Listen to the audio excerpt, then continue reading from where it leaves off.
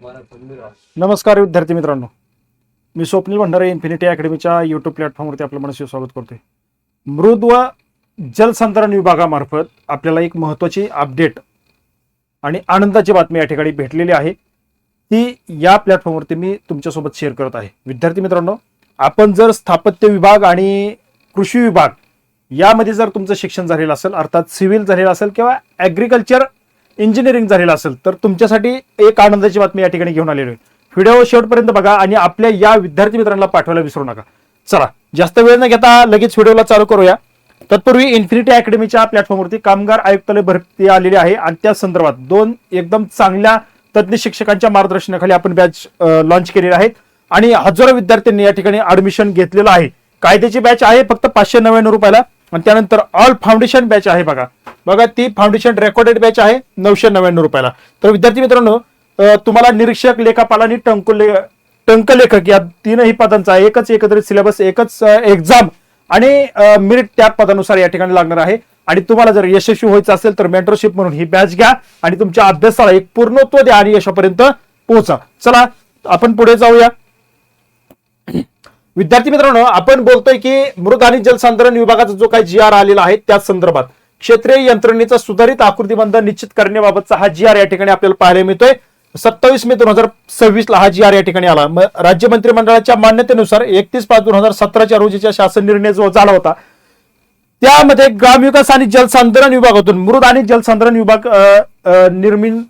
निर्माण केला होता. त्यावेळेस श्रीयुत देवेंद्रजी फडणवीस साहेब यांच्या मार्गदर्शनाखाली सरकार या महाराष्ट्र राज्यामध्ये अस्तित्वात होतं आणि त्या सरकारने या ठिकाणी मृद आणि जलसंधारण विभाग स्वतंत्र करून त्याचे छत्रपती संभाजीनगर या ठिकाणी मेन कार्यालय केलं होतं. राज्याचं मेन कार्यालय जल आणि मृद संधारण विभागाचं. आणि त्यावेळेस 16,479 पदांचा त्या ठिकाणी आकृतीबंध तेव्हा तयार करण्यात आला होता.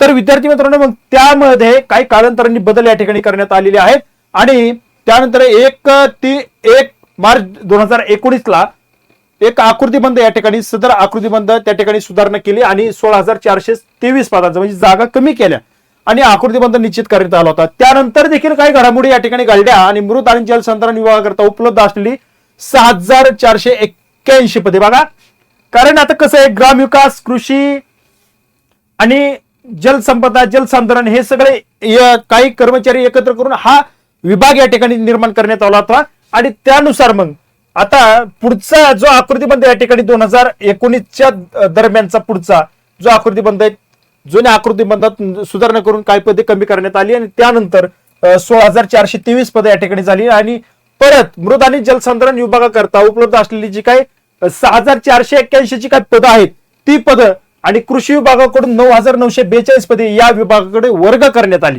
तुम्हाला माहिती असेल की बघा, जलयुक्त शिवार ही फडणवीस साहेबांची महत्वाकांक्षी योजना होती. ती सक्सेस करून दाखवली आणि त्या योजनेचा केंद्राने आदर्श घेतला आणि केंद्रात देखील ही योजना या ठिकाणी प्रभावीपणे राबवण्याचं या ठिकाणी काम चालू आहे. तर मग ही वर्ग करण्यात आली. कुठले? जलसंधारण, मृद आणि जलसंधारण विभागाची आणि कृषी विभागाची एकत्र करण्यात आली. बघा, आता त्यानंतर कृषी विभागाकडून काही पदे उपलब्ध न झाल्याने विभागाकडून कृषी विभागाकडून काही पदे उपलब्ध झाले नाही. साहजिकच, कारण त्यांचा कार्यभार हा खूप मोठा विस्तारित आहे. त्यांच्याच योजना त्यांना राबवणं इतका कठीण जात आहे कारण मनुष्यबळाचा तुटवडा आहे, पदभरती वेळेवर नाहीये आणि त्यामध्ये परत त्यातनं ही पदं कमी करून अजून जर इकडे द्यायची असेल तर थोडा अजून गोंधळ होऊ शकतो. म्हणून जे काय ठरल्याप्रमाणे कृषी विभागाचे कर्मचारी या ठिकाणी वर्ग करायचे होते ते काही वर्ग करण्यात आलेले नाहीत आणि त्यामुळे पुन्हा एकदा सुधारित आकृतीबंधाचा प्रस्ताव या ठिकाणी उच्चस्तरीय समितीनं 2025 ला 18/6/2025 ला या ठिकाणी मंत्रिमंडळाला पुढे मांडला. आता मग काय झालं, मग मृद जलसंधारण विभागाकरता मंजूर जी पहिली 6,481 जी पदं होती ती पदं आणि महाराष्ट्र जलसंधारण मंडळाकरता 2 मंजूर पदं एकूण अशी 6,483 या पदांव्यतिरिक्त ही पहिलीच ऑलरेडी त्या डिपार्टमेंटकडे ही पदं होती.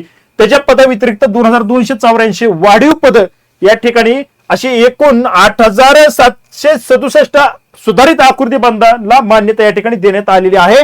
आणि ती मान्यता देण्यात आल्यानंतर मग आता ही जी काही पदं आहेत ती पदं या ठिकाणी भरली जाणार आहेत.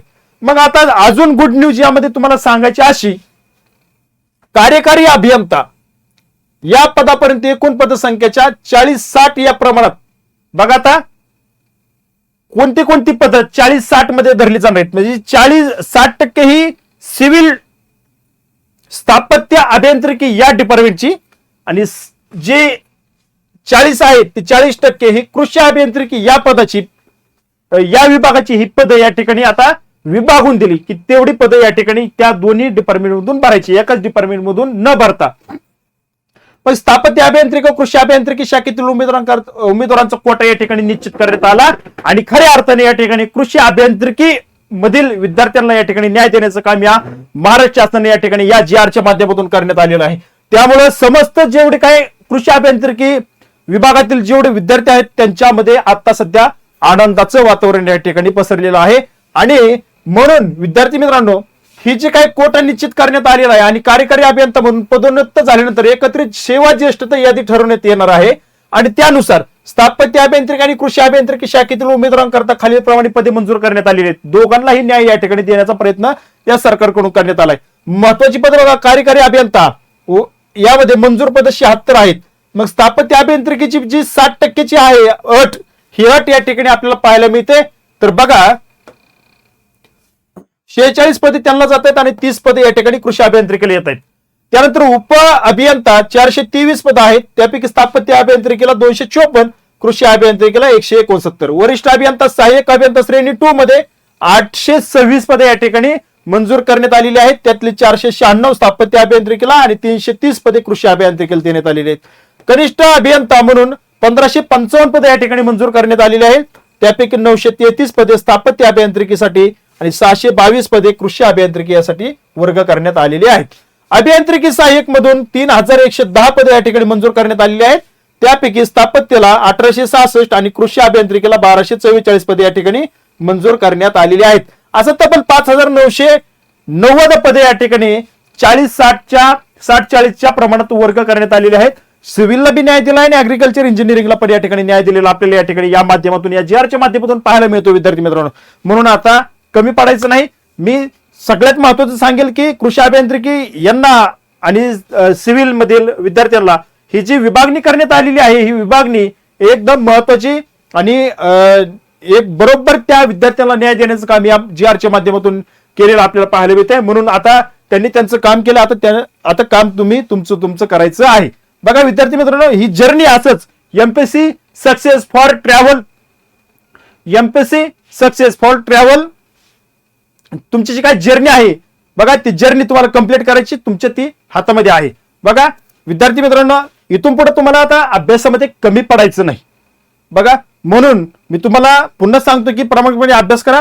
या अभ्यासाच्या जोरावरती तुम्हाला या ठिकाणी तुमचं ध्येय गाठता येते आणि 10 पिढ्याची जी काय तुमची परिस्थिती ती बदलून एका उच्च लेवलवरती तुम्ही घेऊन जाऊ शकता. ते फक्त अभ्यासाच्या जोरावरती. अशा या माध्यमातून तुम्हाला संधी भेटते, त्या संधीचं सोनं करा. या ठिकाणी थांबतो. जर नवीन काही याबाबतची अपडेट आलीच तर पुन्हा एकदा मी तातडीनं या प्लॅटफॉर्मवरती व्हिडिओ घेऊन येणार आहे.